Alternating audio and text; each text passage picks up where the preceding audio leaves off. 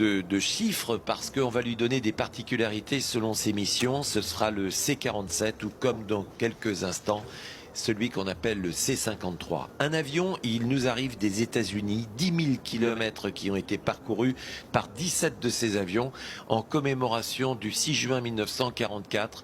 Et les Américains ont cette faculté incroyable, c'est de se souvenir, d'avoir cette mémoire et de la commémorer. Et ils sont allés en Angleterre avec ces avions, ils sont venus en France, ils sont allés à Berlin également, et ils ont eu un ensemble de commémorations partout à droite et à gauche. Ils ont été accueillis à bras ouverts, et c'est le cas également ici au salon du Bourget qui a eu cette volonté d'accueillir ces avions.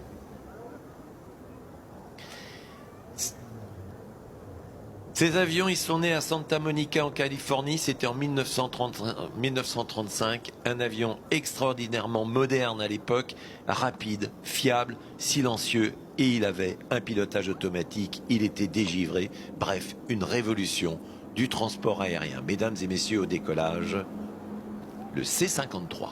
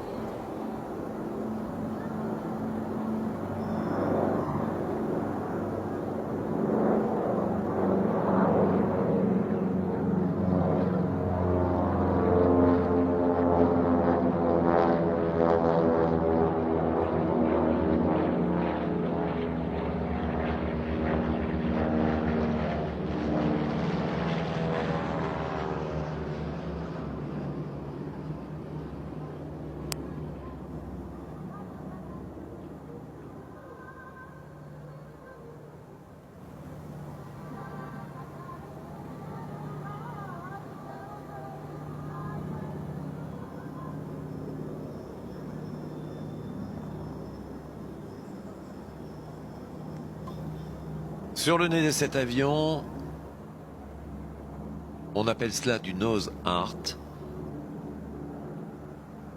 Il y est inscrit D-Day Doll, Doll étant la poupée, D-Day étant le jour J.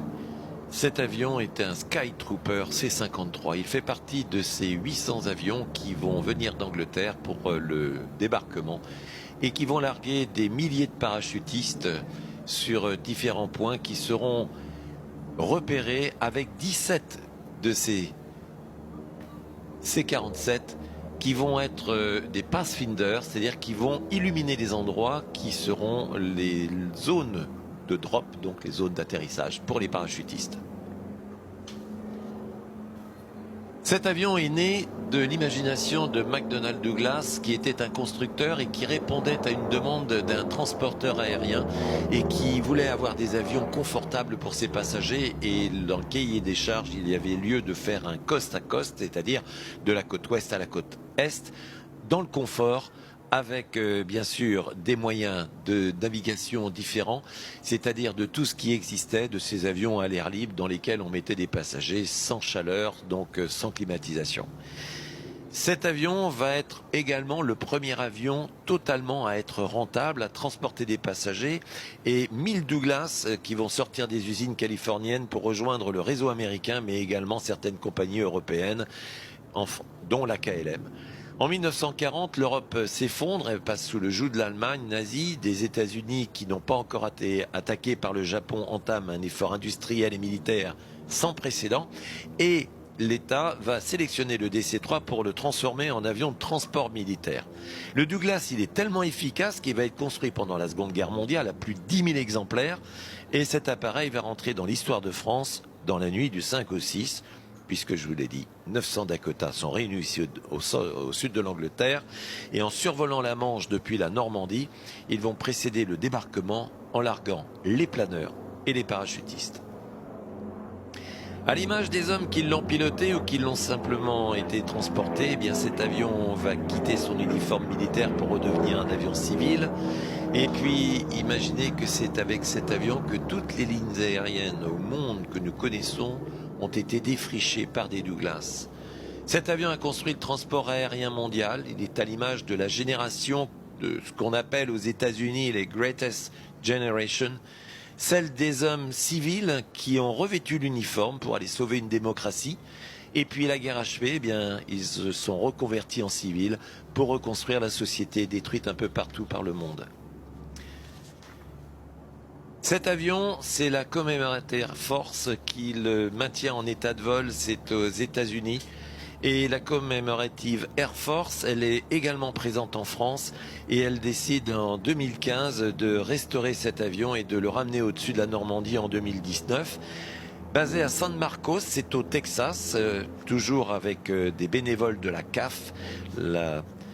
Eh bien, ils vont remettre en état cet avion. Une période relativement courte pour restaurer cet avion et puis également traverser l'Atlantique, je vous l'ai dit, c'était avec des vols de 10 heures consécutifs avec ce type d'appareil. 16 avions qui ont traversé l'Atlantique en passant par Goose Bay, l'Islande, l'Écosse, Oxford et puis bien évidemment Paris, Berlin.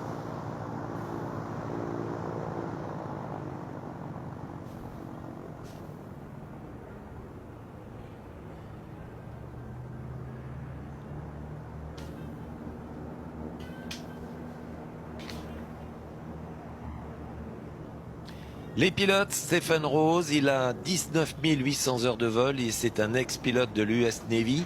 Et Timothy Taris, 18 600 heures de vol, il a été pilote dans l'US Air Force. Il est aujourd'hui aux commandes d'avions qui volent pour UPS, qui transportent des colis. Et ces deux hommes, eh bien, ce sont des réels passionnés, non seulement de l'aviation, mais de l'histoire des hommes. Et en leur mémoire, ils ont tenu avec les 17 autres avions faire cette incroyable traversée dans un avion qui aujourd'hui a plus de 70 ans, 80 ans, merveilleusement entretenu et aux couleurs justement du débarquement, d'où sur les ailes et le fuselage à l'arrière ces bandes blanches qui différenciaient les avions allemands des avions alliés.